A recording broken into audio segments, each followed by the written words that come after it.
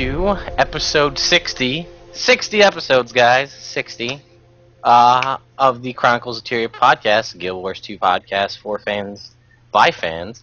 On this week's episode, I didn't take any time to actually come up with a good topic, because normally they kind of write themselves. So happy birthday, GuildWars 2! Yeah! Happy birthday to you. You belong in not a zoo. I should have came up with a song first. Happy birthday, GuildWars 2. Yay! Free! Free! Yeah, we... Pretend sorry, hat. guys. We were going to buy party hats, and then we didn't. We were going to buy noisemakers, and then we didn't. So... yeah! But we love you guys, and we love Guild Wars. Definitely. Yeah. That's before the show trying to make them out of a piece of paper.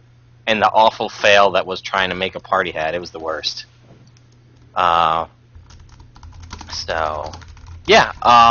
Anyway.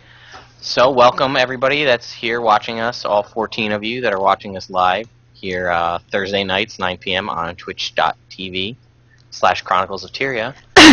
Come and join us. Nudge, nudge. That's for all of you iTunes listeners out there. We do love you, and we love that you guys love downloading and listening to our show. But there's a lot more fun and things that can happen when you come and watch us live. Like we might even be doing some giveaways today. Possibly. I just came up with that right now. So I should probably, might even do that. So, because it's the anniversary of what's most of our favorite game, or at least our favorite game at the time being, because we've all been playing it for over a year. And I figured today we're going to talk about... There's a lot of news, actually, believe it or not, that has come out, and some interesting statistics from ArenaNet about Guild Wars and where it's at right now. But also where we, sorry about the flashing lights, that's my game trying to load up so I can think about what I have to give away. But, we're going to just talk about our experience in the game and how we feel about it 1 year later. We've been kind of doing that with the lorecasts right now, going in and reviewing all the lore we talked about a year ago and see where we feel, we are now, speculation, and what we thought was going to happen and what actually happened and stuff like that. But yeah, so I don't even think we did a question of the week last week, and I don't think anybody seemed to care. No, I think we were too excited about having Sean from Massively on the show, so I was like, oh my god, too excited, forgot about the question of the week, forgot to play the jingle. Yeah. So, Naveen, did you have a meme to bring this episode by any chance? Oh, yeah. Alright, today's episode... Today's COT podcast, no, this week's COT podcast, number 60, is brought to you by the meme. Yeah, if I could get out of the combat so I could waypoint, that'd be great. Yeah. Oh my god. And this is related to the Scarlet event. Scarlet event? Yeah. Yeah. Okay, Scarlet spawned! Oh my god, okay, she's next to that waypoint. I'm still in combat! Yep. It's particularly bad with a pet, because they're like, alright, I want to teleport. And the pet's like, but I want to attack so fast, let's go here. Like, okay, stop, thanks. But there's a bear over there. I like Thanks. that is what Bromms pets are like. I know, right? That's what they're like. Female Mickey Mouse Japanese girls. That's A weird version of Minnie Mouse, yeah. Yeah. Wow. Well, I just remember. Oh my god. Oh, mental images. Okay, moving on. as the best pets. Alright, so we're going to kind of just move right into it since we don't have question of the week there to kind of hold us up. So let's talk shoutouts. Do you guys have any shoutouts? Naveen, how about we start with you? I do have a shoutout. Wait, I'm switching to my stuff. Oh yeah. Okay, well I only have one shoutout. Basically, it's to Eric from Relics of Ore, whom on last show, I think I call him the guy from Relics of Ore. I didn't even say his name. And so Nice. he tweeted on Twitter, the guy from Relics of War makes me sound like a superhero. And I'm like, but you are. Ah, good save, Naveen. But yeah, as I was mentioning last week on the show, there was an interview with some of the members of the community, the Guild Wars 2 community, about a year review, basically, you know, for the Guild Wars 2 anniversary. And he made a bunch of interviews and then put them all together and made an hour-long video. But he actually put timestamps in the video description. So I'm going to link the video in the comments. So when you guys want to go check it out, you can jump to the place where you want to be. And Actually, my favorite place is towards the end, from when we all say something, you know, to the community and ArenaNet. So, and I think like all the words there were very touching, and you could feel that the community is all together, and you know, we love each other, and it's an awesome community that we have, and I'm so very proud to be part of it. So, that's today's shout out for me. All right. Bromms, how about you? Any shout-outs? I do have one. Naveen, you talked a couple weeks ago about that guild that basically like sat there and laughed as we tried to finish one of our missions. Yes. And this guild did the exact opposite. They actually showed up and they helped us finish, which I don't know if we would have been able to without them. It's the Order of the Silent Blade, their OTSB. And yeah, their whole guild was just awesome. They showed up and without even thinking about it, just jumped in and helped us. And we were able to complete the mission, which was awesome. So, nice. Well, all right. And you? I have one to Tactician Ibex, a random person in map chat in Divinity's Reach last night who asked me to marry them. What? I don't know if it's a guy. I don't know if it's a girl. I don't know who it is. But we were just having a casual conversation about the Keel versus Evan election. And this person had some knowledge but didn't have a lot of knowledge about what was going on. And I mentioned, you know, that they confirmed that the fall of Abaddon Fractal would have been the first time, not with Cormier, because they were talking about how they hated Cormier. And I was like, well, it's not that one. And then I said, you know, but I also voted for Evan because, you know, it was about not to rekindle old rivalries anyway, but, you know, I mentioned a couple of my key points, like trying to secure a trade contract by a business person. And, like, that was about it. And then it was like, oh my god, Lagywn, will you marry me? And I was like, I didn't respond. I just kind of let that go to see if more than that, and that was it. You left him hanging? You didn't even say yes? No. I was waiting for Naveen to show up, to be honest. What? I was trying to do the Scarlet Playhouse last night. Oh yeah. Online. That's the one where I was like taking my time to go grab a coffee and do all my stuff, and then I get downstairs and do other stuff, and then my husband says, oh, by the way, we're kind of waiting for you to do that. So I'm like, oh, sorry. Waiting. It's just for lag, doesn't matter. You can't complain too much because you're getting marriage proposals while you wait, so... Yeah, there you go. Woe is me. In lieu of marriage proposals in the future, citizens of Tyria, I would prefer gold donations. I appreciate your offer for your love, but I will gladly use your gold. I'll take the people's love. You gotta stop being so irresistible. So I guess I can't help it. Awkward. I'll take a picture of it later and upload it. I was in a meeting for work the other day, and we were talking about, you know, it's utility, boring stuff. But somebody mentioned, and I was taking notes, and they said, you know, we just got some new information from the Smart Grid Consortium. Like, if you look at my notes, I went back and looked at them today. Like, I have all my notes, you know, written out, and I have Smart Grid Consortium, and apparently, unbeknownst to me, until just recently, I wrote probably about 25 times around consortium citizens with an exclamation point. Consortium, like subconsciously in my notes, and I'm looking back at it, and I'm like, It just says citizens all. I That's awesome. Nice. have to take a picture of that and upload that for Whoa. you guys. Yeah. Sweetie, your phone's in the computer room.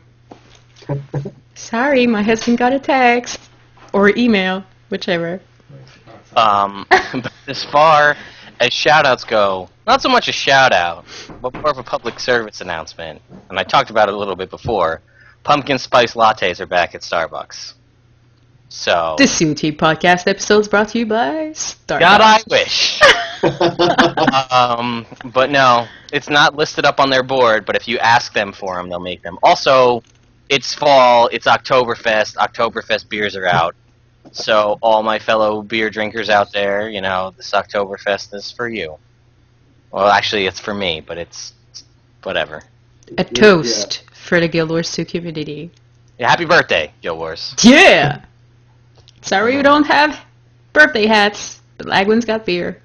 I do. I was trying to celebrate. I mean... And I've got coffee in a COT mug. Awesome.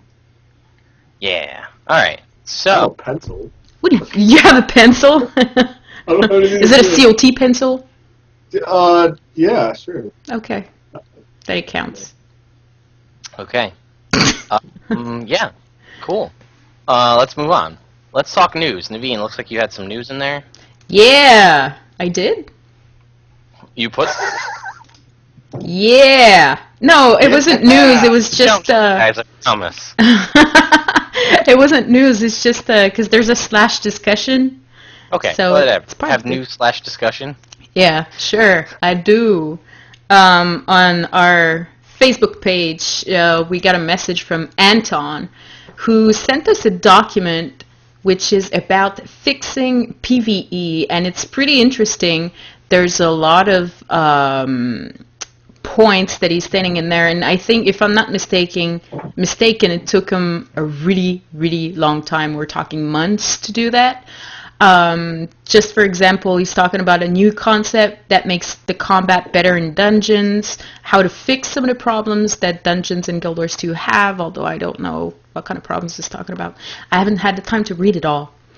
Making the bosses harder for them who seeks a challenge and giving reward for it, although recently we just have been awarded with the champion loot. Giving the bosses more variation, not the same every time you encounter them, etc., etc. So I'll link it in the chat room, and I'll also post it in the comments for those who want to go read them. You can head on to CoTPodcast.com, and you will have all of the info you need.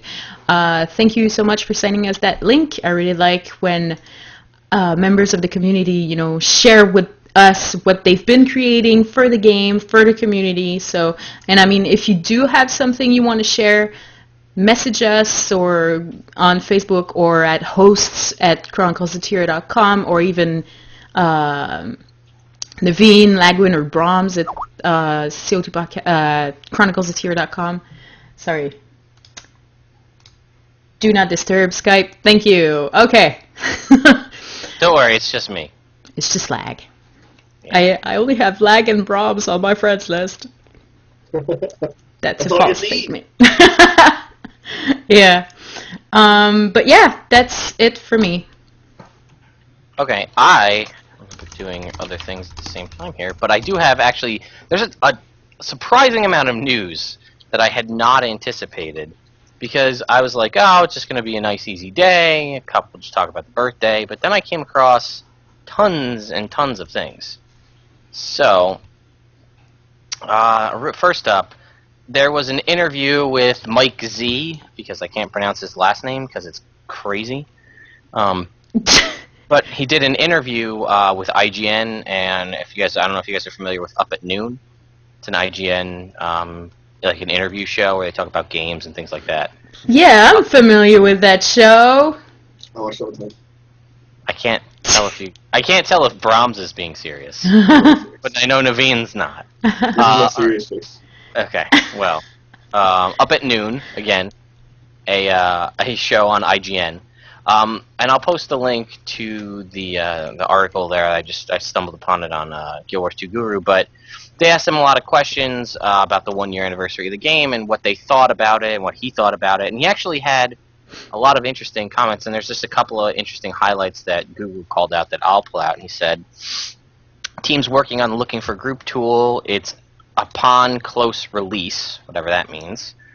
And he says he thinks the game launched unfinished in his eyes, and it's got all this constant expansion because of the fact that it was so unfinished. Wow. And that's interesting to hear from a an ArenaNet employee.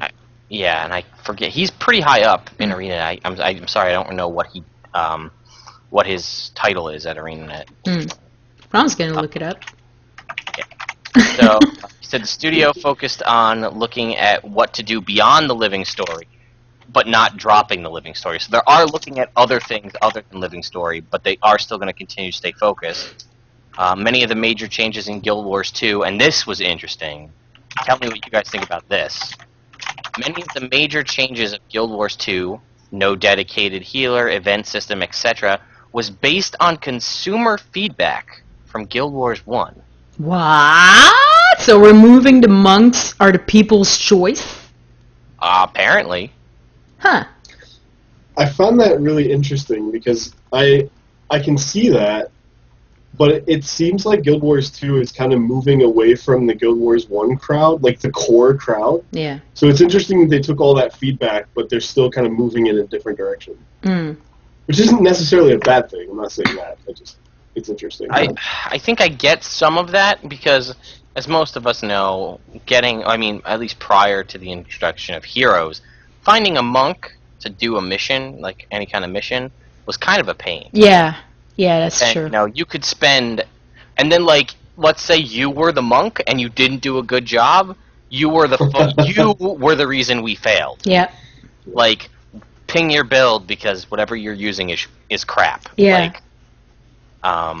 So I get that. That part makes sense to me. But the fact that they removed a healer completely based on Guild Wars 1 feedback, I don't know. I'd like to hear what you guys have to say.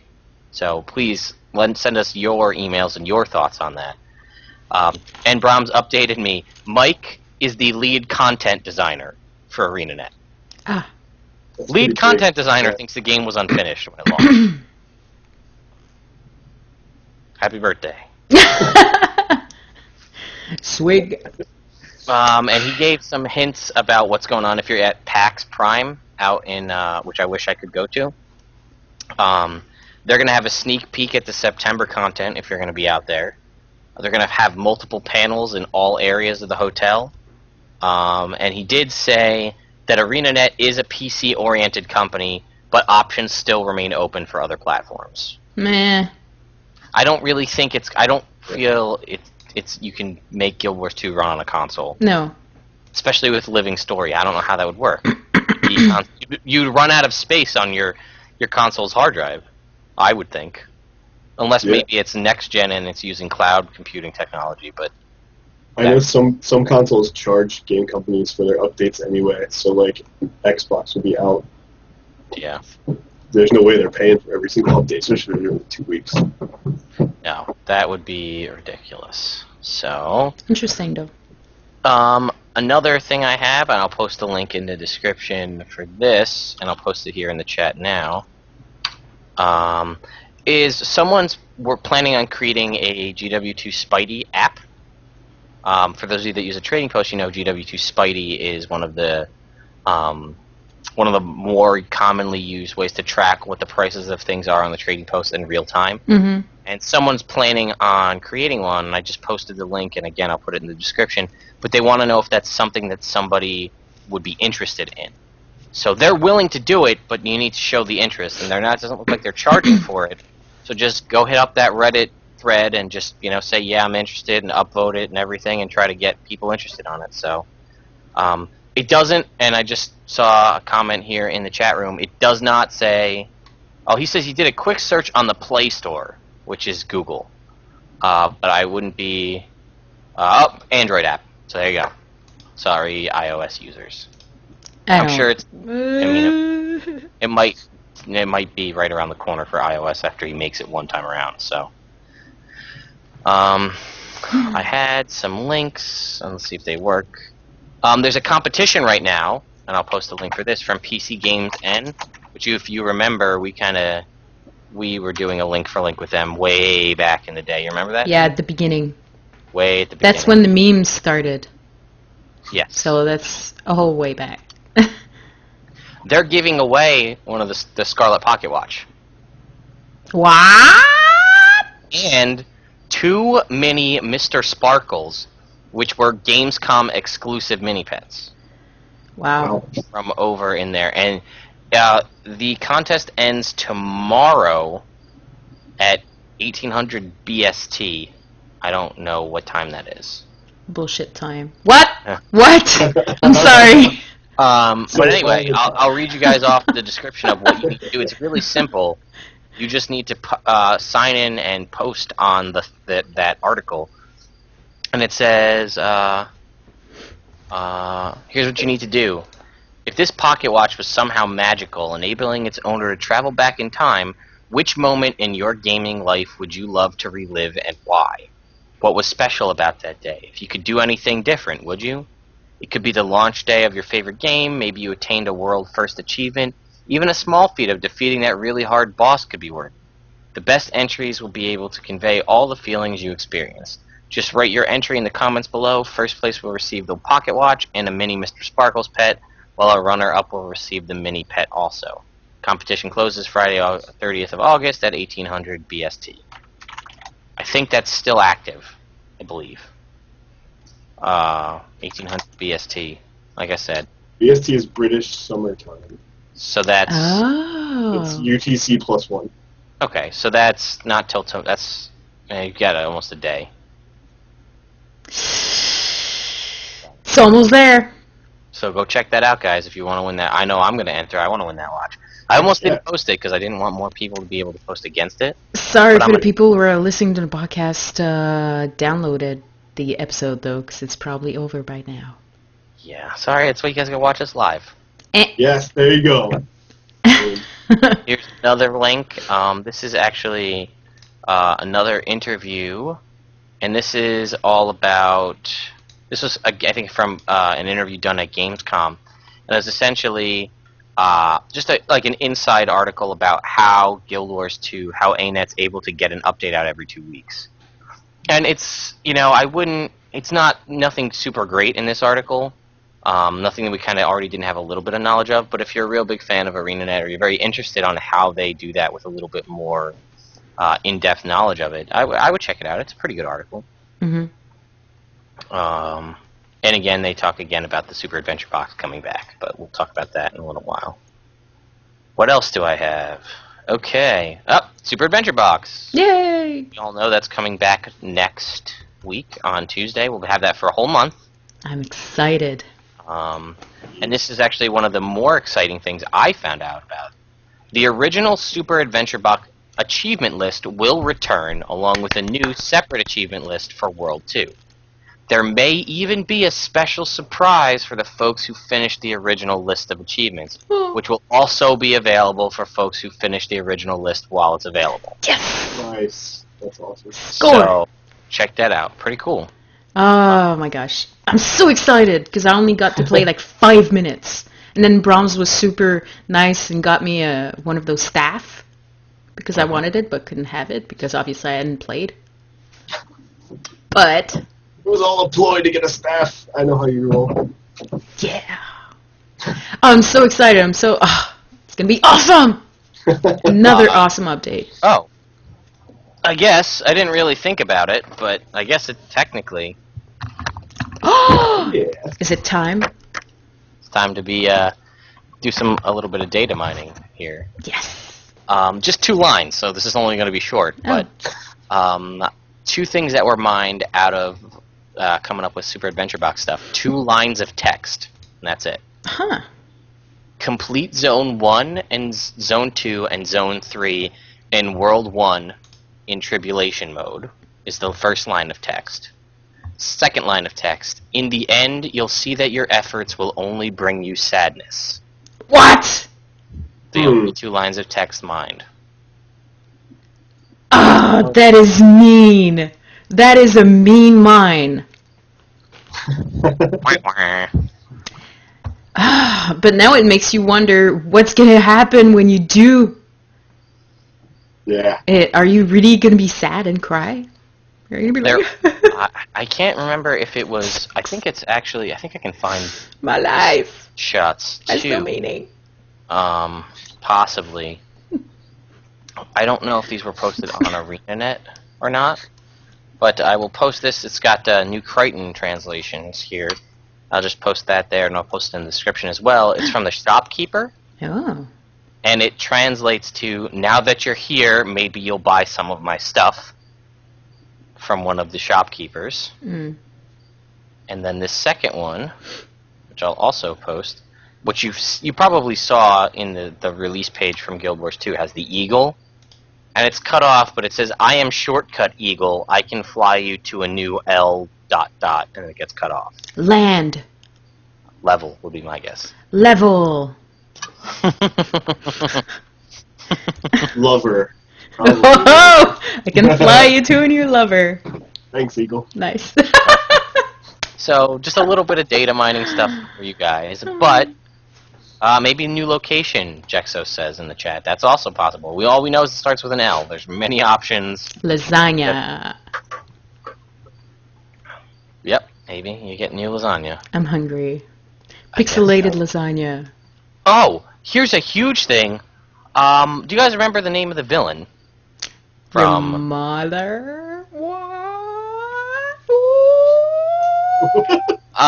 so anyway, the villain for Super Adventure Box name is Lord Vanquish. I don't know if you guys remember that. I have no idea. I haven't played. I told Funny you. enough, you guys, Lord Vanquish has a Twitter account that he's been updating since April. No. Most recently, he posted Vine videos of new things in the Super Adventure Box. If you click Lord Vanquish, if you look through it, Super Adventure Box started in April. Then he's got posts through May, through June, and then August. And in August, early August, if you were smart enough to check this out, August 23rd, it appears Moto has a few victims in early. Hopefully his testers will warn everyone to stay away. There's a video. How did Lag post to COT? Because Lag's hacked into COT's stream. He's a hacker. I like the finally got those parts I ordered to upgrade my shopkeeper traps. If you check out this video Awesome. that I just posted, says, I fully endorse thievery in my kingdom, and shows this little raccoon thief stealing something. It looks like stealing some of the bubbles and running away with them. And that one that Bromms you just mentioned, if you watch it, that's the upgraded thing. That's tribulation mode, I would be willing to bet, because he shoots lasers like crazy. And like, you know, he used to do the one spin and that was it. He does that and then he shoots a whole bunch of rapid fire lasers. Interesting. So, I would keep an eye on Lord Vanquish's Twitter account. I wouldn't be surprised, to be honest, if some Moto also had a Twitter account. I didn't check, but I figured I'd leave that up for somebody else to find out. So, I just want to point out how awesome this is. Like, this is just a little thing that you do not have to ever find that ArenaNet had going on. And like I said, there's posts after the Adventure Box was gone.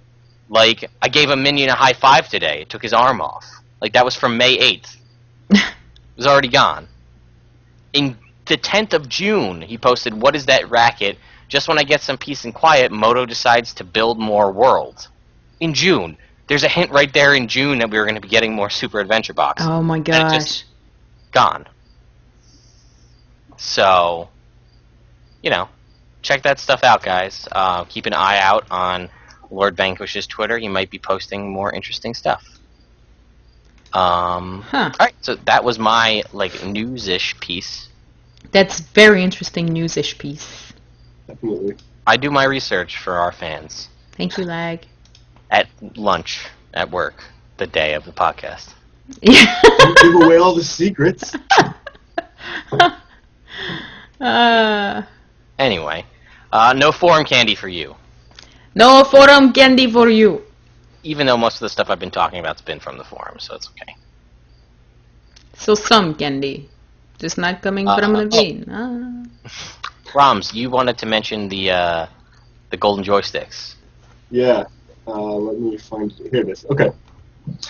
Yeah, Guild Wars 2 was nominated as Best Online Game and Game of the Year at the Golden Joystick Awards.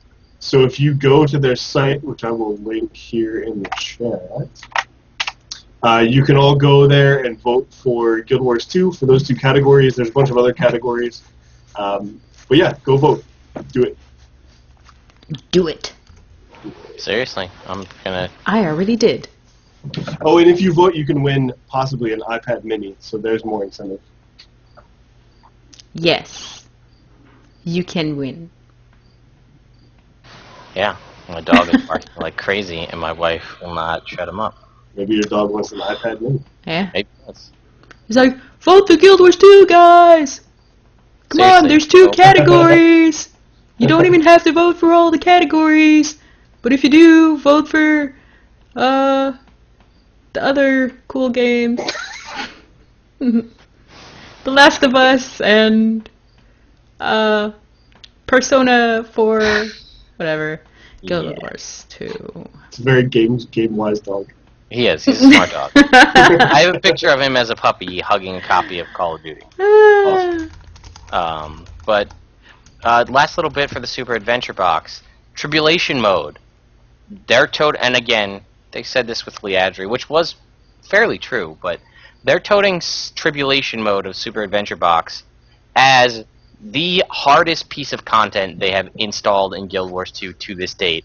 Like, makes Liadri look like a fluffy bunny rabbit. Like, this is going to be the most difficult thing. And they don't expect to see people very often running around with, which I'm going to talk about here, the new color of Super Adventure Box skins. That's right, blue is the Super Adventure Box standard skin color. If you complete World 1 on Tribulation Mode, you'll get those same skins in yellow. You'll be able to get those same skins in yellow as opposed to blue.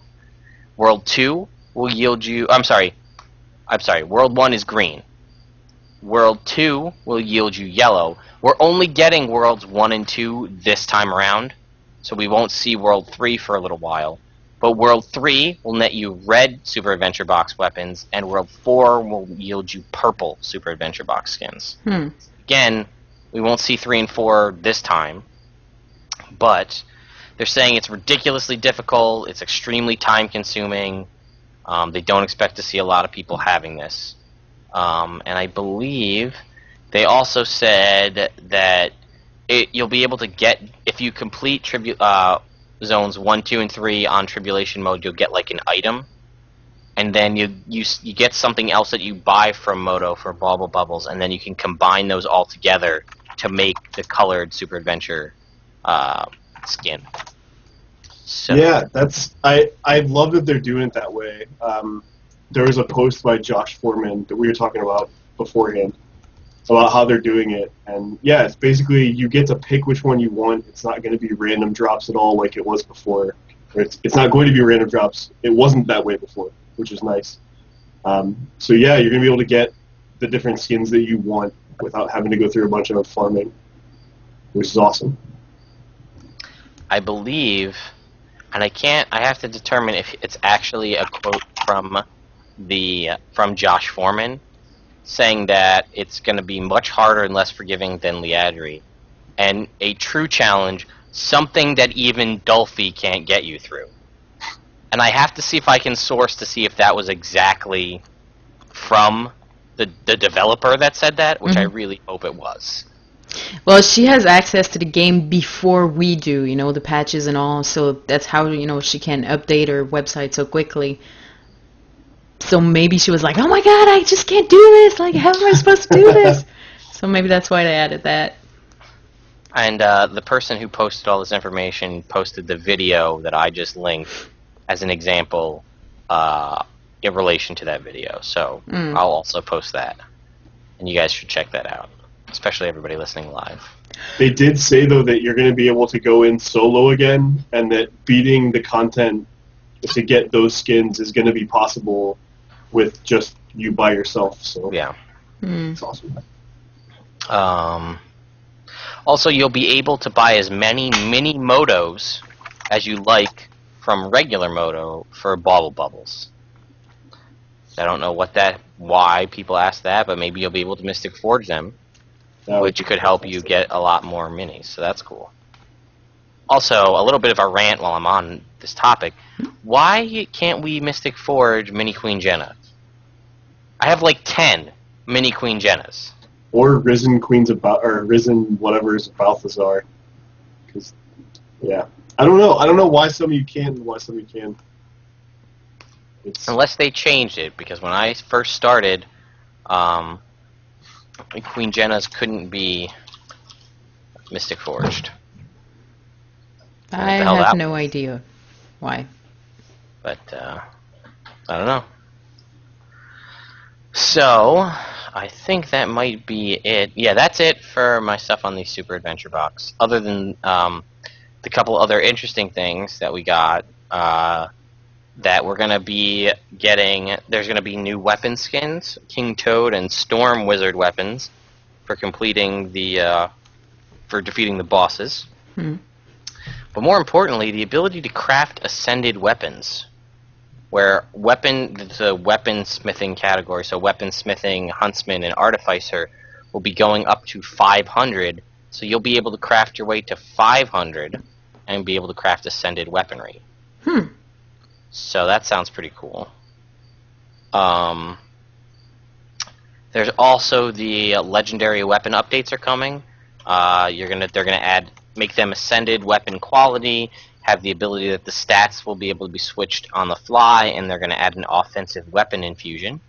And some of them may even get aesthetic upgrades. So be on the lookout. Maybe you're legendary, or you're thinking about getting one legendary and you didn't really like the effects that it did. They might be getting an update. Like, from the picture, it looks like Meteorologicus, the Scepter, which kind of didn't have much in the way of particle effects, may be getting an update. So if that's something that interests you, hopefully that'll be right up your alley. And this is the update where they remove Magic Find as an equipment stat. Totally gone. So all that Magic Find gear, they're going to pull out Magic Find and make it an account-wide bonus.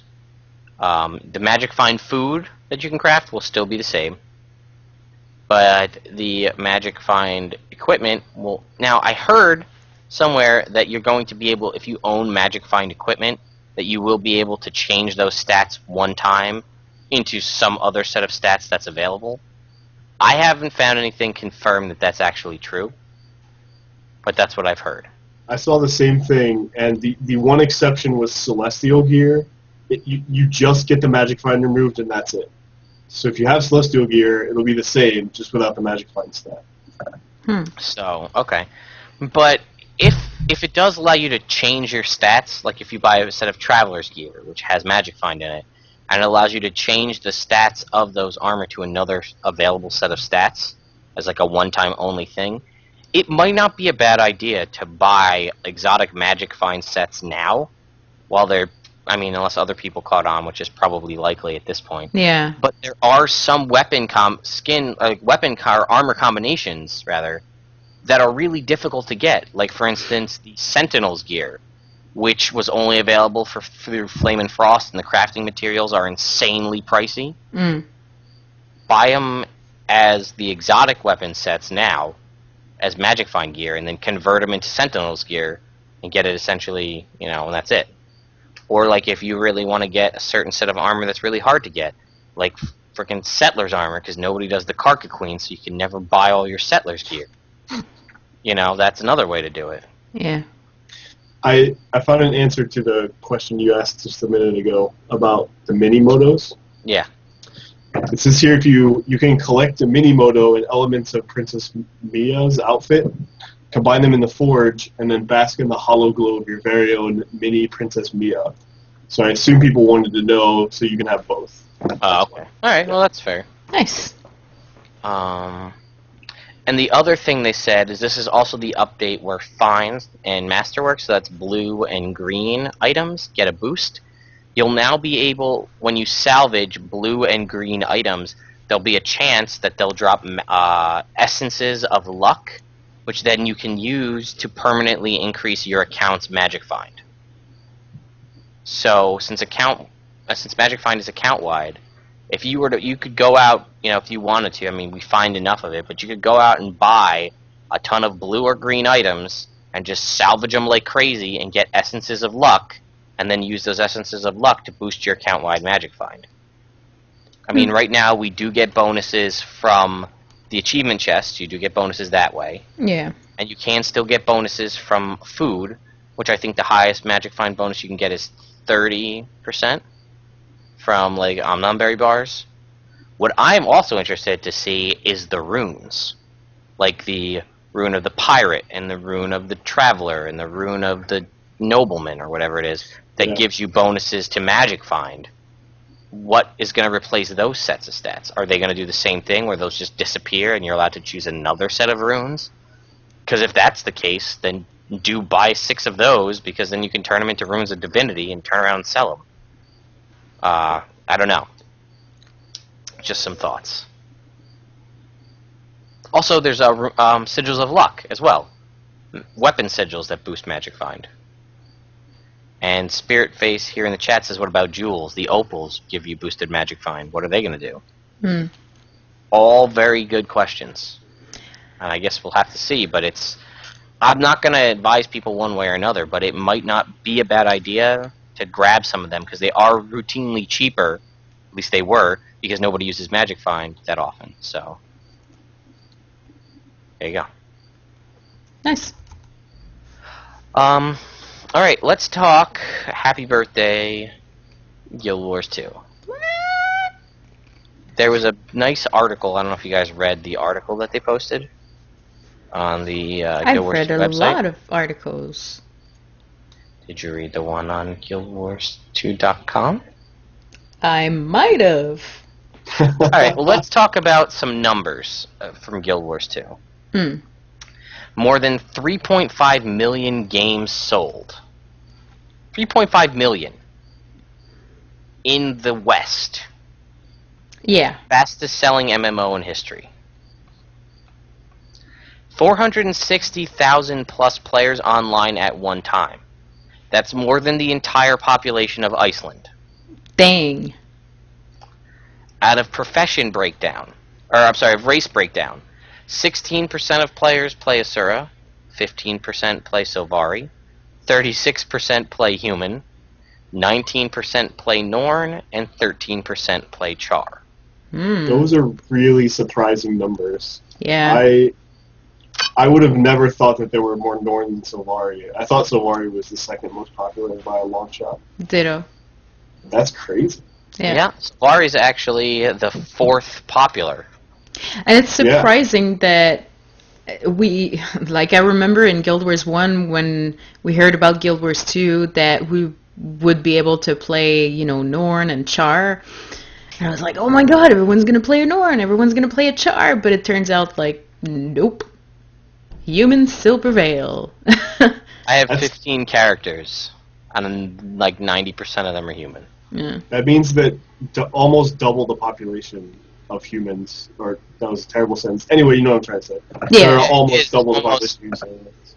Twice as many players play humans as play other characters, just about. Wow. Actually, Jalinar in the chat just posted about Magic Find. I'm gonna read this off. To answer a few more questions, if you currently have listed an item with Magic Find on the trading post, they will be returned to you as they become account bound. Upgrade components that currently give Magic Find bonus will be updated with new functionality. All existing drops and crafting recipes that have Magic Find gear will be replaced with new stat combinations. Non-Magic Find runes / sigils, etc. in your Magic Find gear will stay the same. You're not going to lose them. So, that gives us a little bit more clarity. Thank you, Jal. Interesting. Let's see. Profession breakdown. This one shocked me. I'll go from lowest to highest. Okay. 10% of players play Mesmer. 10% play Engineer. Oh, it's a tiebreaker. 12%, get this, 12% play Necro, 12% play Guardian, What? 13% play Thief, 13% play Elementalist, 14% play Ranger, 16% play Warrior. Elementalist is third? Ranger is second. I'm gonna say Ranger's second though, because about 2 or 3% of that was the farmers at the beginning of the game. Oh, yeah. Oh, yeah, that is very There were a lot true. of them though. Yep. 16% play Warrior though. Human Warrior theoretically would be the most common stat, most common combination. Mm-hmm. Yeah, some of the stuff in the middle is pretty surprising. Mesmer Engineer, I think, makes a lot of sense. You don't see a lot of those still. Warrior, there's a ton of Warriors. I would have thought Guardian would have been higher than Thief or Ellie. Yeah. Just what I've seen. Mm. But I guess not. But yeah, I didn't think about, you got to think back to, you know what, it's a year in review, and I didn't think about that either, because there were a ton of Thieves and a ton of Rangers in the beginning. Oh, Yeah. remember Ore? Oh, Yeah. my God. Yep.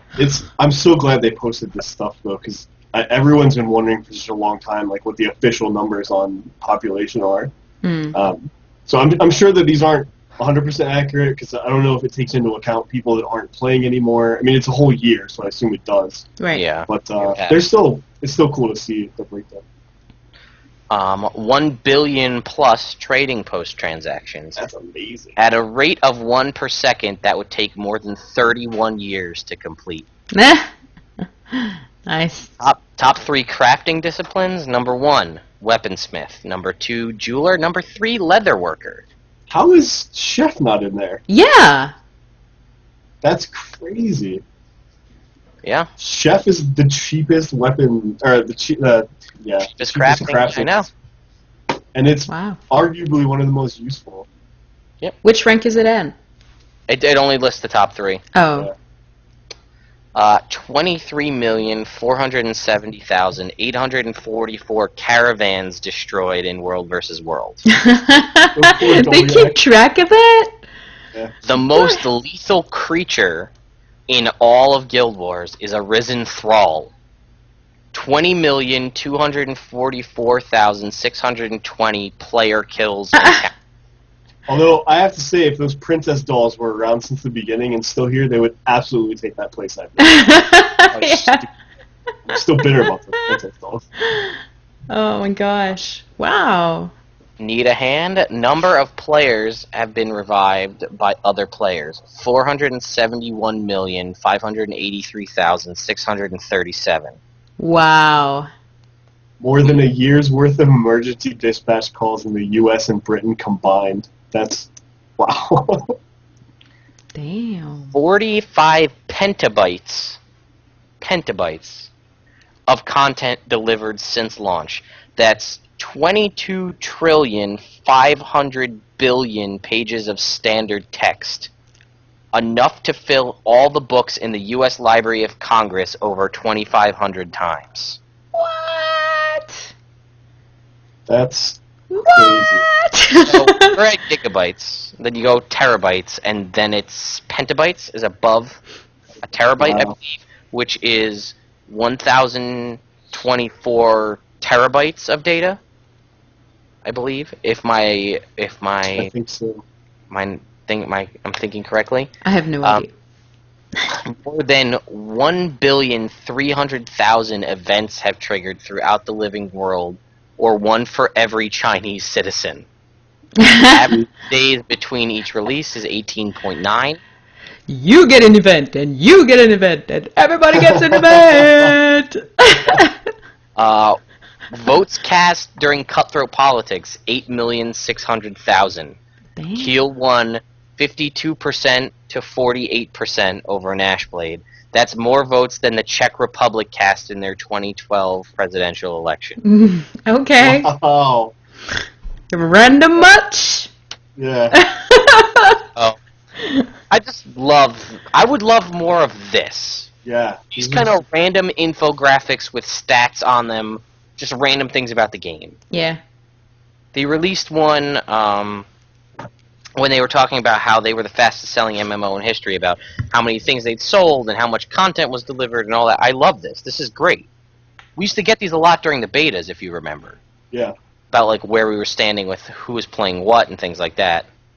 I would love to see how much gold has been spent in the game. Yeah. Karma It's points. got to be astronomical. So that was my little piece there.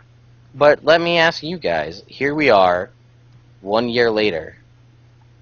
Wow. A year of Guild Wars 2. Side note, they've updated your /age now in game. It displays the days, not the months. Nice. So you're able to know, like if you log in, it won't say your character's 11 months old. Right. It'll say your character's 364 days old. Or, you know, whatever, so you know, like, oh, in a day, I'll have a birthday present, kind of thing. Right. That's cool. Also, how about, did you guys get double birthday presents? Yeah. Oh, Bromms didn't, because I haven't even gotten anything yet. he wasn't there. Uh, Naveen, you no, did. I was there. I just I deleted my characters a lot, and so I have like 10 more days until I get them. Oh. I have so many boosters and experience scrolls. So now I have like a stack of experience scrolls waiting for the next time a new race gets released, so I can level that. Yeah. Yeah. Because I have 15 characters, and all of them are level 20 and above now. With You know the new race is going to be the clockwork thing, right? Oh yeah, skyward facing nipple machines. With That's the new race. It's going to be good. well, that's good because then they could be any race they want to be. I'm scared. No, With there's no customization. You just well, what if I'm a Mesmer Watch Knight? You can't be a Mesmer. They're blocked from Mesmer. Oh, okay. So, all right, Naveen. Let's. I guess I'll just start coming up with questions off the top of my head. If you had to describe Guild Wars 2 a year later, one word, what would you use to describe it?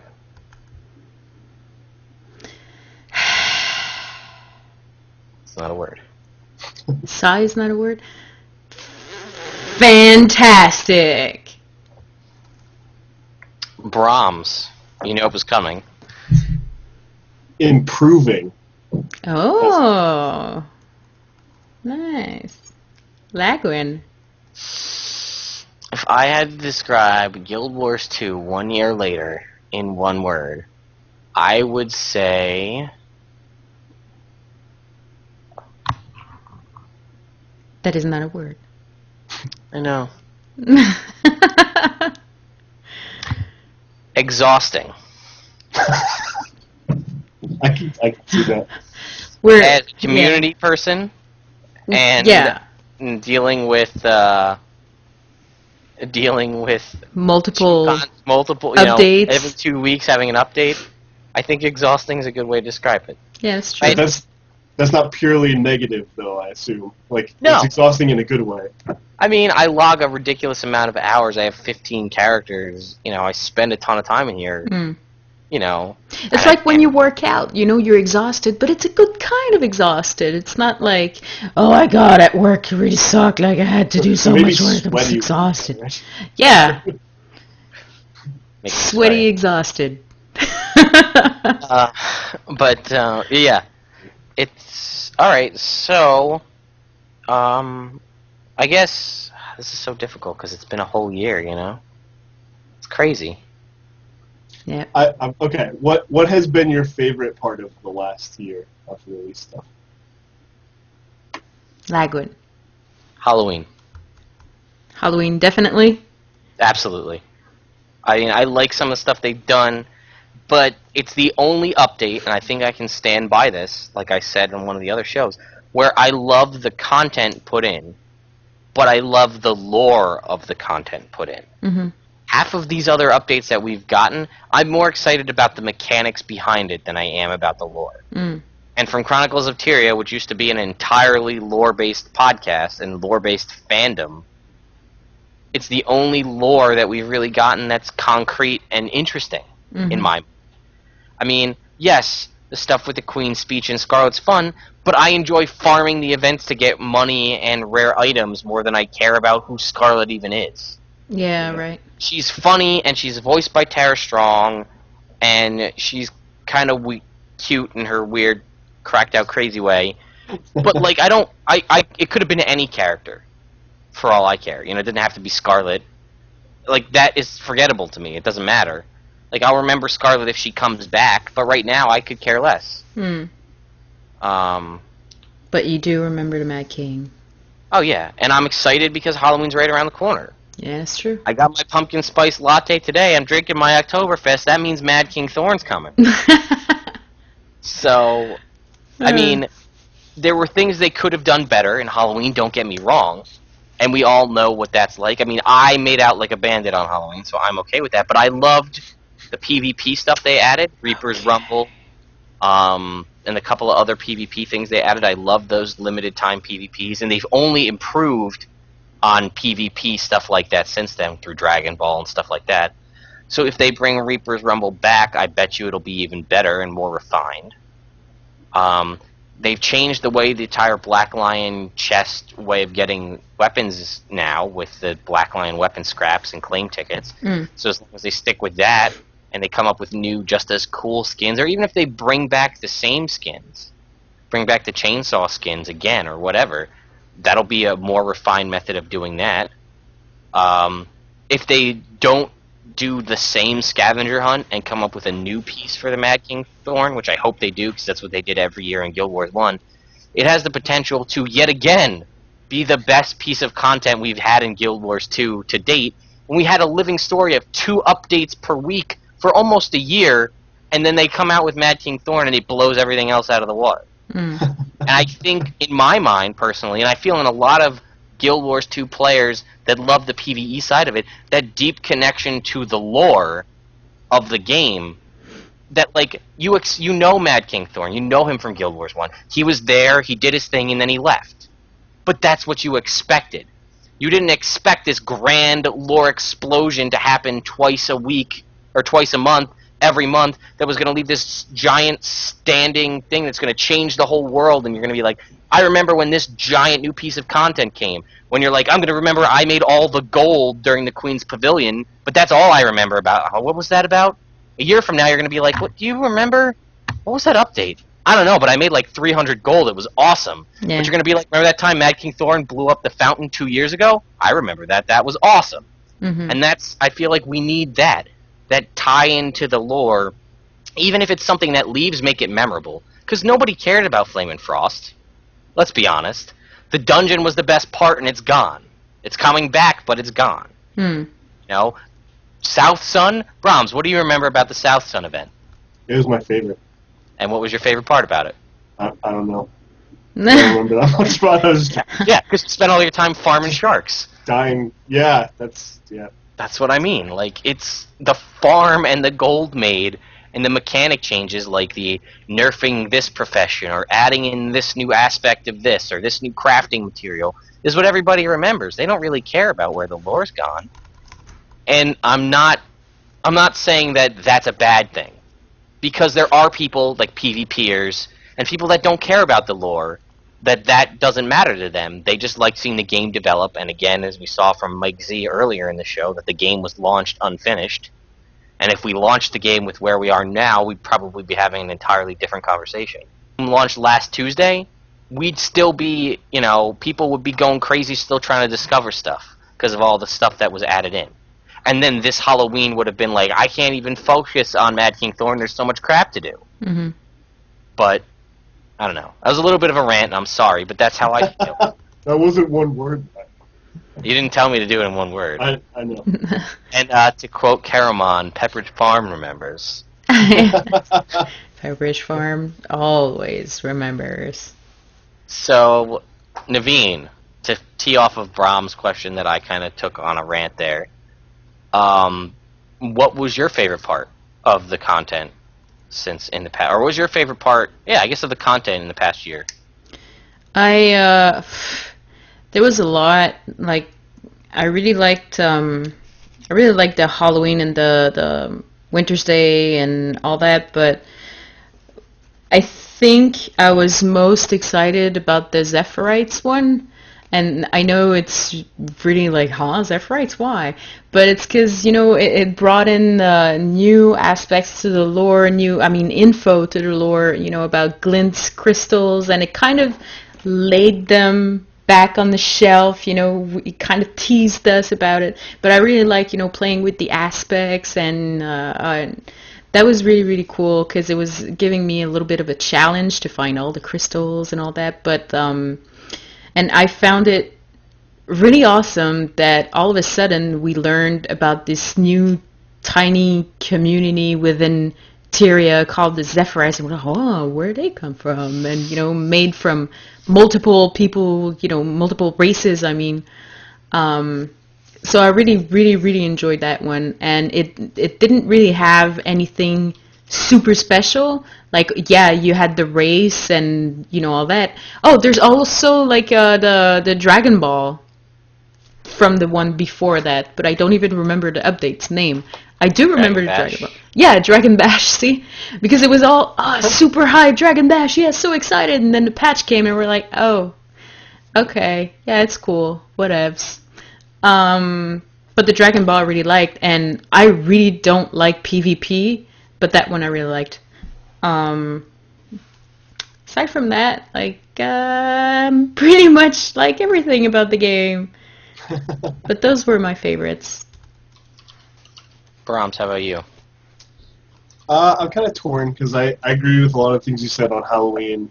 I think Halloween was kind of the first time we got to see what a big update like that would all entail. And for me, it was really exciting because we saw new skins for weapons and armor.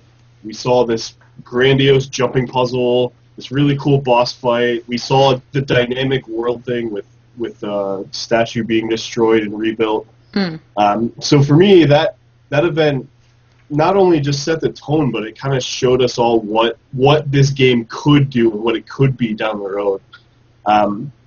So yeah, Halloween's up there, and Super Adventure Box for me was a really big time too, because it was kind of when I was coming back to the game after I'd taken a break, and it was just so different from everything else we had, and it was fun. It was really fun. You got to get the skins you wanted, which is something I've complained about so many times. Yeah, I loved Super Adventure Box. It was like the perfect way for me to get back into the game, and it worked because I was still playing. So. Jexos in the chat room said the clock tower jumping puzzle for Halloween, and he makes a good point. That was I remember I was streaming on Twitch when I was doing that puzzle, and all of a sudden Ruby Bayer from GuildWars 2, she linked the Twitch channel saying, hey, go watch Naveen, do that puzzle. And I ended up like streaming for, I think like for a total of 10 hours, because I couldn't do the damn puzzle, but then at the end, I did it. But that was really, really cool, because there was like 300 people just watching me fail and having a good laugh at me in the chat room. But no, most of them were like really, really supportive. And that's one of the moments in the Guild Wars 2 past year that will always, stay with me, because that's when I really figured out that the Guild Wars 2 community is just really amazing and supportive of each other. Because, yeah, of course, some of them were like, oh, you were here 2 hours ago, you're still there, you suck, nah. But then other people were like, God, don't worry, Naveen, you'll do it. And, like, I've never met those people in my life. So, yeah, that's pretty cool. Yeah, you know what? I think I thought about it more as you guys were talking about some of the reason that I like Halloween so much. And I've had this conversation with some people outside of podcast about how I really need to stop comparing all of the new events to Halloween, because they won't be Halloween. And I feel like part of that's because, like Bromms said, it was the first. Right. The first piece of real new content that we got. And it's going to be held up on this pedestal, and nothing's going to be able to knock it off until Halloween comes around again. Right. But I realized that part of the reason that I liked it so much was I didn't all of the lore around that was in the game. I didn't have to go to the GuildWars2.com website to read some random article mixed in with all of their other stuff to figure out that there was lore related. Like the Zephyrites you mentioned, Naveen. If you never read that one article on GuildWars2.com, there's no link to Glint in there whatsoever. Except for like hints, you know. Yeah, but there's no concrete lore. Like, it's not like, I wonder what happened to Mad King Thorn. Go pick up this book in-game and read it. It tells you what happened. Yeah. You know what I mean? Like, I miss that. Like, that's the kind of stuff. Like, why couldn't that story of the Zephyrites been a book or several books you found on the Zephyr Sanctum that you read in-game that gave you that lore? Like, we have the little one-line books that you can find in Divinity's Reach and a couple of things you can find in the Derman Priory and various bookstores that have a couple of pages you can flip through, and that's it. But why couldn't we have a couple of those that, like, you know how there was diary entries for that? And that why couldn't those have been diary entries around the ship that you found in game, so that you didn't have to go somewhere else and you wouldn't miss it entirely? And again, I want to point out, yes, that Son here mentions the Ebonhawk thing. The founding of Ebonhawk is a perfect example of what I mean. Those are, I think, 14 books or so scattered around all of Ebonhawk, and if you read them all from start to finish, starting at number 1, it will tell you how Ebonhawk was founded. And you don't have to do it, but it's there if you want to, and there's an achievement tied to it now. So why couldn't we have had more of our lore, you know, like that in the game, so that you can find it if you want. If you don't want to, you don't have to, but you don't miss it because it's on the Guild Wars 2 website. And you know, they post every Tuesday there's something new in the gem store, and there's this article about this, and if you don't catch it, you know, you might miss it because it just gets pushed down to the next page. Right. That's just another thing I feel. Yeah. So yeah. All right. So that was what's your least favorite moment in the past year? Least favorite? Yep. There has to have been one. Mine was the Ascended stuff. I think I've talked about it before. That's when I almost quit the game because I was worried about the whole item tier thing, and it kind of, at that point, it felt like Guild Wars was kind of becoming more of the standard MMO where there was gear tiers and gear was the only thing that mattered. And I had kind of assumed from reading things and from talking to people that Guild Wars is going to be more of, once you get to the end game is going to be focusing around skins, which it's becoming that more and more now. The gear thing, it's not as bad as a lot of people were thinking, including me, which is nice. There's still a slight concern with it because they did say they're going to be adding stuff later, but it's not as bad as I thought.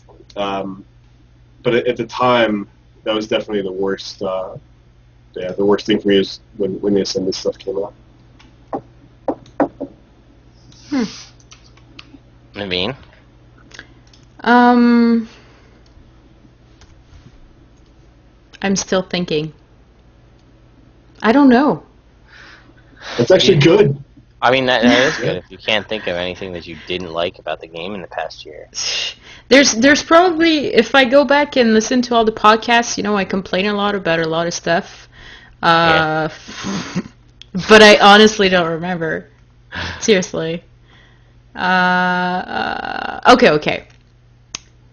I think the thing I like least about the game, and it's probably going to stick for quite a while, it's the 2 weeks updates. Because it's just too much for someone who, as a kid, has a job, has stuff to do, you know, or even like a student who has to study full-time and comes back home and studies a lot more and studies still in the weekends, you know. It's overwhelming. I don't like that, and I will never like that, unfortunately. Yeah. I mean, outside of me just complaining about the Ranger nerf that bothered me and still bothers me to this day, which I'm not going to really count that, but I mean, I am in my brain and in my heart forever. But no, I think I got to agree with Naveen. I guess it goes back to me describing Guild Wars 2 in one word as exhausting. I have a job. I mean, I work 40 hours a week. I commute another 20 or more hours a week. So that's like, then like I cut home from work at, I leave for work at 6 a.m. I'm home for work at 6 p.m. I got to eat, then like spend time with my wife, and then, I got to do research for a lore cast. I got to do stuff for a podcast. Got to do some editing for various things and help, manage and run a guild. And then I'm supposed to be able to play brand new content every 2 weeks. That some of it goes away in 2 weeks and it's gone forever. And like, what if I want to play another game? Like, some game comes out that I'm super excited for, and I'm like, well, I can't play it because I have to focus on GuildWars. Mm. And in my mind, the podcast keeps me involved in GuildWars. Like, I have to come back. I'm coming back here every week. I'm doing a podcast, so I have to stay connected to the game. I don't need the game to force me to stay connected with it, because if I don't, I'm going to miss out on all this stuff. Yeah. But you know what? With some of these content updates, I don't care. Like, I want to do it because the completionist in me is like, you need to get all the achievement points, and you need to do this, but it's not like I'm going to miss, if I miss this content, I'm going to be so sad because I missed this giant lore bomb that if I don't find out, I'll never know about. Mm. Because, like, especially the past 4 to 6 updates, I couldn't care less. Like, oh yeah, the loot is great, and the updates to the mechanics of the game are great, but I don't really care about the lore. Like, you could pick this up next month, or even a month after the Super Adventure Box, and you really wouldn't be too much different than if you started a year ago and just started playing again a year and a month later. Mm-hmm. You know what I mean? The mechanics of the game are greatly different, but the lore, you're not really going to notice much. There's going to be more dungeons. There's going to be Fractals of the Mist. Mm-hmm. And, like, updated rewards. But think about, and, like, South Sun Cove if you want to go there. But you don't have any reason to. Your story doesn't take you there. No. But you know what I mean? Like, just try to wrap your head around that for a second.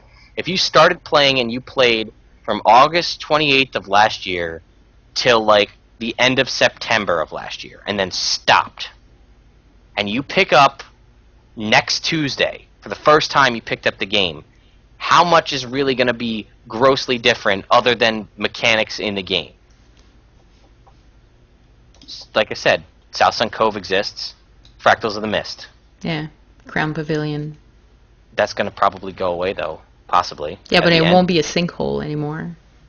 Oh, that's true. You'll have the Crown Pavilion, not the Great Collapse. Yeah. Yeah, But, I mean, they haven't released, like, a new map aside from South Sun Cove. Go to Labyrinthine Cliffs where the Zephyrite are. That's there. But Is it still there? I think it's still there. You can't go there. I mean, you're going to be able to go back sometime, but you can't. Oh, you can't go there right now? I don't think No, so. I had a character that was there, and I just logged into it recently, and I got kicked back to Lion's Edge. Okay, so you can't go there. So, but, I don't have a problem that, they want to move the game along, but, like, there really isn't that, like, the lore, again, and I'm just tying it all back to the lore, but that's what this is about. That's what we're about.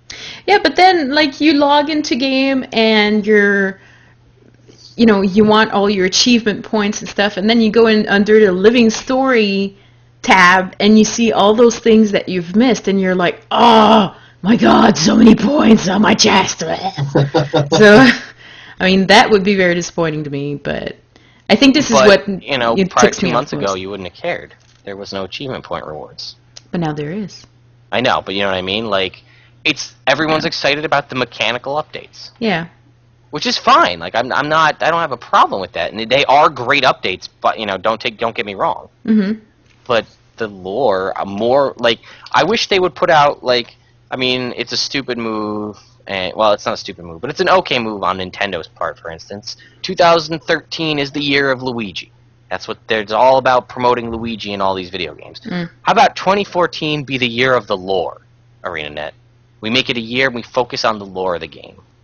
According to Mike Z, you fixed the game quite a bit. Now it's where it should have been at launch. You fixed a lot of the mechanics. By the end of this year, based on your blog post, the game should be mechanically operating, like, perfectly. You'll have all these great new updates, all this Ascended gear, all this other stuff. things to keep people busy. That's good. That needed to get done, and it's gonna be done. This should free you up to focus on heavy lore PvE content related updates rather than mechanical changes. I think personally, and I'd love to see if that's where it went. I don't know about you guys, but that's my opinion. I'm very opinionated this episode, but it's just things I feel. I mean, this game is a huge part of my life. I feel extremely, passionate about this game, and I want to see it go where. I mean, on a very personal level and by, selfish level, I'd love to see it go where I want it to go. But I feel like I'm not in the minority here. A lot of people would like to see the same thing. This kind of goes back to what I was saying earlier about the Guild Wars 1 thing, is that they took a lot of feedback from Guild Wars 1, and they did stuff with Guild Wars 1 that links it back, but it seems like a lot of that was kind of lost in these updates. And so it would really be nice for them, like you were saying, to return to some of that and not just add more lore, but kind of link the old game in and give people that they based this game around some more things to do and to relate to. I know there's a lot of people that play Guild Wars 1 that play this game now. You can see it when you see people running around with Hall of Monuments stuff. Right. And I'm sure most of them would like to see how stuff has changed. Not just what we know now, but all of the zones we don't have access to that are really important. So,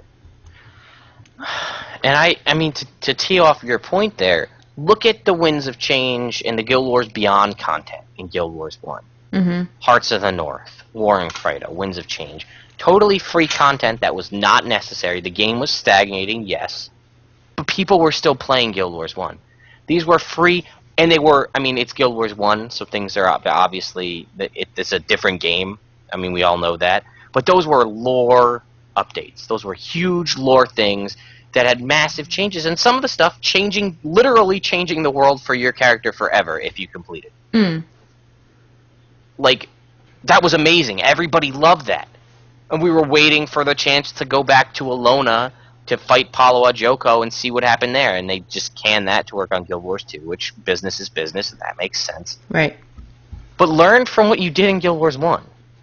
Give us our guild UI that we had in Guild Wars 1, which is so much better. Yes, please. Give us guild halls. Give us that kind of updates. I get it, those were huge updates, and they took a while to develop and roll out, but your company's like twice the size that it was. To the point where you can have Guild Wars 1 run on autopilot and it's not even a big deal. Nobody even has to focus on that. Like, come on. Give us the lore. That's all I want. Just some lore. Yeah, the user Dark Muskrat in chat says his one gripe is in 4 to 5 generations we've forgotten the White Mantle and the Mersai. Nothing we did in Guild Wars 1 became legend, and even a year before Guild Wars 2 we didn't know how Destiny's Edge buddied with Glint. So, yeah, there are a lot of things from Guild Wars 1 that basically just kind of got lost in the transition that were really important. And who knows, maybe they're bringing some of that stuff back later. But for those of us that wanted to see those connections, there's a decent amount of stuff, but there could definitely be more. Yeah, and I mean, I think about it in, I mean, you can't obviously tie this in, but think about it in real-world situations. We still have a pretty decent handle on the majority of the things that happened 250 years ago. I mean, obviously not as much as we had on things that happened 50 years ago or 25 years ago, but 250 years ago, we still have a decent amount of history books about what happened from that time period. Yeah. I mean, again, we're not Tyria, but they have magic. It should be magically, I mean, they have chronicled... They have the Derman Priory. They have the Derman Priory. They have holographs of Ula 250 years later. Like, they couldn't have better, like... There's not even, like, a statue that's broken, that's destroyed, that, like, you can't even see what it is, but it talks about, like, an unnamed group of heroes from 250 years ago. So it's not, like, a specific human or whatever, but it would be a human. Yeah, you'd think you'd have that in Kryta, like a broken, nondescript, humanoid-looking statue in Divinity's Reach that's like, the hero whose name was lost through the ages that was responsible for XYZ, all the crap that we did in Guild Wars 1. Right. And again, Dark Muskrat mentions, yeah, we have, all the like Dermond, who started the Dermond Priory. We had Decimus, the historian, who wrote the movement of the world. Like, I don't know. They've sold more copies, and I think they have more players in Guild Wars 2 than they ever had in Guild Wars 1. So there's a pretty decent group of people here, at least theoretically sales-wise. Right. I don't know. I don't want to turn this into a rant fest about things I don't like about Guild Wars. Yeah, because happy anniversary, Guild Wars 2. Here's what I don't like about the game. Part of it is just that we're so passionate about the game, and so those things that are kind of our bugbears, they kind of stick out more. Because, I mean, there's tons of stuff that we love about the game, but it's like, oh, if they just change that one thing, it'd be so much better. Yeah, so it's complaints out of love. Yeah. Nice criticism. Constructive criticism. Yeah. Son here in the chat says, I think they would have an even bigger player base if they did more lore. Several of my friends dropped the game shortly after trying. All they saw were mechanics and had nothing to pull them in. I actually logged into Guild Wars 1 the other day, and there was a bunch of people talking about how, like, oh, isn't there a sequel to this game? And a lot of people were like, yeah, but it's not the same game. I love this game more. It's in their opinion, it was a better game, done better, had what they wanted, and they'd rather go back and play that than go to the brand new game where a lot of people are. I think Guild Wars, in Guild Wars 1, what keeps us there is we have a sense that it's about our hero. We have the missions. We have, and our heroes are included in the cutscenes. You have really good cutscenes and all. In Guild Wars 2, you have a personal story up to level, I can't remember, and then it kind of stops. Is it 20 or 30 that... Well, it's like 20 is where you stop your stuff. 30 is where you join your order, whichever order you pick. Yeah, exactly. So 20, and then it's about somebody else's fight, basically, because you're there to help. But it's not your story, even though when you start your character, you go like, this is my story. And no, it's not. Up to level 20 it is. Then you find where your sister is. She's alive. Yay, spoilers. What happened to her afterwards? Katie says here in the chat, she says, 60 is where the story becomes the same for everybody else. But prior to that, it's less about you. And I never even put that together, Naveen, until you just said that. And maybe that's what it is. Maybe that's why I and so many other people, other than the nostalgia factor of 7 years of playing Guild Wars, waiting for this game to come out for like 4 or 5 of them. Right. But the fact that you felt like a hero. And they talk all about how they want it to be your story. And it's all about you and how you want to feel like you're having an impact on the world, and you were there when this happened, and you were there when that happened. I don't feel like that at all, to be honest. I feel like I'm part of a group, which is fine, and thankfully for me, I have a really great guild to be a part of, so I feel like I'm part of a family that's experiencing it as it's happening. Right. But, I don't feel like I'm a hero. And that's usually what fantasy games are about. Your hero. Yeah. But other than that, it's an awesome game. Yeah. And the numbers prove it. Yes, definitely. Yeah. So, alright, what do you guys want to see? I mean, I've already bitched mine all for about the past half an hour. Bromms, the next, let's think a year forward. What do you want to see Guild Wars 2 a year going forward? I want to see more things, so be that places to go or items, clothing, what have you, to kind of cater to the role-playing crowd. And I know there's probably not a big community for that, but I feel like those of us that do that don't have a lot of options there. There's not a lot of town clothes that fit in with the game world. There's a lot of town clothes. They're just not period town clothes. They're very anachronistic. that we can't sit in chairs, for instance. It's kind of a big deal. So I think just kind of some quality of life things for that would be good. We need more leather armor, because I'm done with trench coats. So done with trench coats. Just more and different types of armor. So all kinds of stuff. So people have a bigger option. And I'd like to see more class balance, because I feel like it's really not balanced right now. Yeah. But otherwise, I think they're going in the right direction with how their updates are. I definitely agree that they need to stop the 2-week thing, because it's too much. But they seem to get a grasp on where they want to take the game, and I'm happy with the direction they're taking it. Yeah. All right, Naveen, how about you? I want to see guild halls and housing. That's it? That's it. Okay. Queen Jenna dead. Awesome. Oh, well, that's no surprise. I figured. Yeah. That's what I want to see. A dead Queen Jenna, guild halls, and housing system. Yeah, like I said, I mean, I made my rant about the lore, but I just would like that if all the simple things that I had in Guild Wars 1 that made Guild Wars 1 so great, the ones that make sense to transfer to Guild Wars 2, were transferred to Guild Wars 2.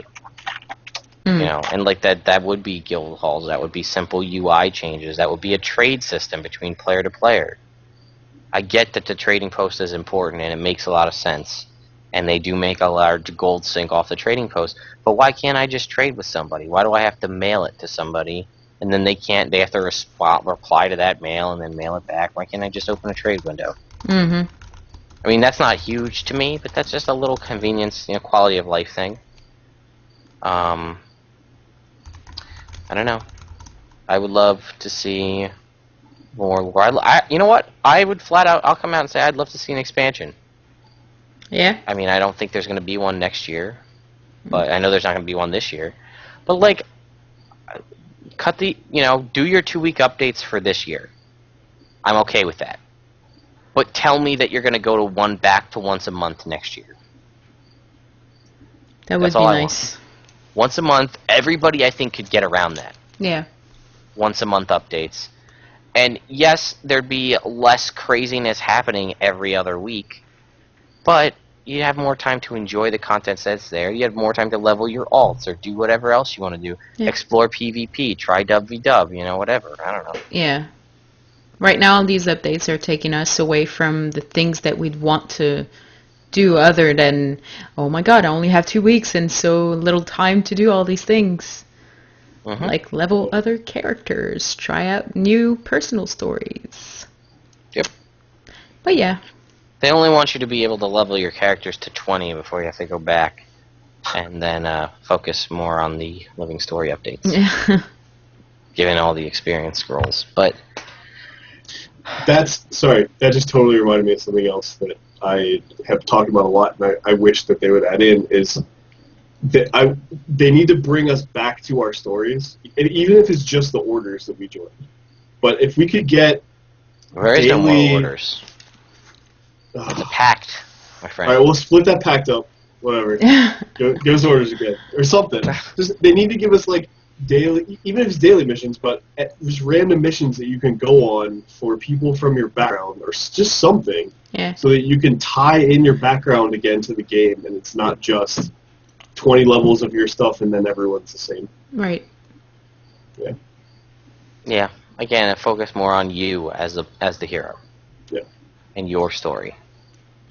And also, we need Tengu, Koden, and Hylic play races. But that's all small. Hylic, and I don't know. I want to play a Hylic. I want to play a Hylic so bad. Glen Frog, Naveen. Glen Frog. But everyone's going to be a Glen Frog. Well, you could be Glenina Frog. I want to be a frog with a trench coat, man. I've been waiting for my opportunity. Yeah. Yeah, I mean, Genghis Frog, all the Ninja Turtle frogs, Rasputin the Mad Frog, all those guys, the surfer bums from Ninja Turtles. Good times. Nobody else? Nobody else? Alright. Nope. Whatever. You guys don't even know. I'll make one Frogger. Splat. Wow. That's cool. But, yeah, so I don't know. What else do you guys want to talk about? It's been a year. It's been a long podcast as well. I suppose. I kind of forgot we have a time frame. Yeah. Oh yeah, it's good. Or else we won't be able to upload all the other shows on iTunes. So. Well, I guess that's important. Yeah. I do have a random act of kindness Oh, go that I ahead. want to put out there. It's sent in from Jalinar. It's about Leaf Greed, is the guy's name, I think, is how it's pronounced. He says he found him on Reddit. This was a while back during the Cutthroat Politics thing. He's been running people through the candidate trial Tier 4 for free. I think at this point he might have ran 100 plus people through Evern and Keel trial. He says if people donate money to him after a run, he used it to buy more outlaw slaying potions, food, and the occasional exotic gear for the people he's helping. So that is that. Nice. And yeah, I have stuff to give away, but I couldn't think of ways to give it away. So, How about you do a question of the week, and the winners from that next week can get the stuff you're giving away this time. I don't have question of the week. I do. How about... There you go. Well, Okay, let me play a jingle. Here's your question of the week. Question of the week. What's your most favorite and least favorite Guild Wars 2 moment for the past year? So, Okay. most favorite and least favorite. okay. Email us at hosts@chroniclesoftyria.com or just leave a message in the comments on our YouTube or on Facebook, facebook.com/chroniclesoftyria. All right. You know what? I'm going to do gold because I want to give stuff away live on the show to entice the people to come out and watch us live. So, you know what, guys? It's not, you know what? Super Adventure Box. Next week, I'm going to give away stuff live on the show. I don't know how. We're going to find out. Wow. So, I've got two random backpack skins that I've obtained from Black Lion chests over time. I'm going to give them away next week live on the show. So tune in live Thursday, 9 p.m., twitch.tv/chroniclesoftyria, and you can enter to win. What I'll do is I'll log into the chat here, I'll hack into Chronicles of Tyria again. I'll put it in slow mode so that it delays the responses by a certain amount of seconds, and I'll say the first person to respond correctly or whatever to my whatever question I ask live on the show will win. I guess I'm going to give away a Cheetah Char backpack and a Quaggan Killer Whale backpack. Nice. I have two of them. Those are I both have, awesome.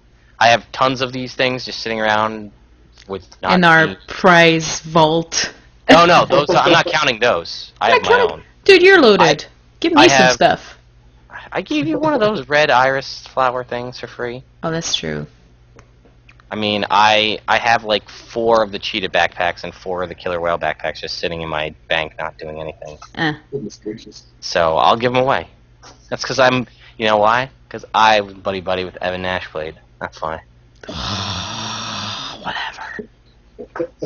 So, just as a quick reminder too, if you missed it, I posted the lore show that was supposed to get uploaded on Wednesday. It was uploaded. I just forgot to switch it to public, so it sat on our YouTube channel in private by accident. Good guy. I added that up today, so there you go. Alright guys, so thank you again for coming out. Thank you to all 26 of you now, up from the 14 at the beginning who came out to watch us live. Thanks to all the new faces that I see commenting here in chat. If you are a new face and you're part of Chronicles of Tyria, make sure you let me know so that I can count you for attendance. Yes. And if you'd like to check out more information about us, stay up to date, check out our Facebook at facebook.com/Chronicles of Tyria. I believe we may have even hit 400 likes on Facebook. Close. We're at 396 or something. Yeah. Oh, come like us, guys.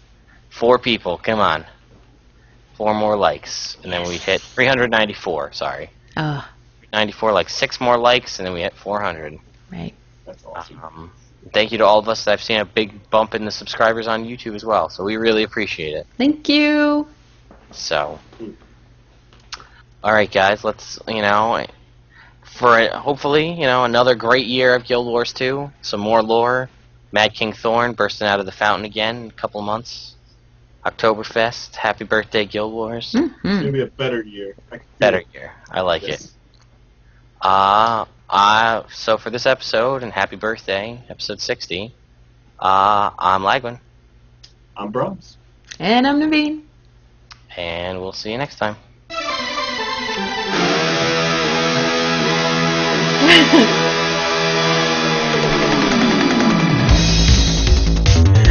Let's see some more skin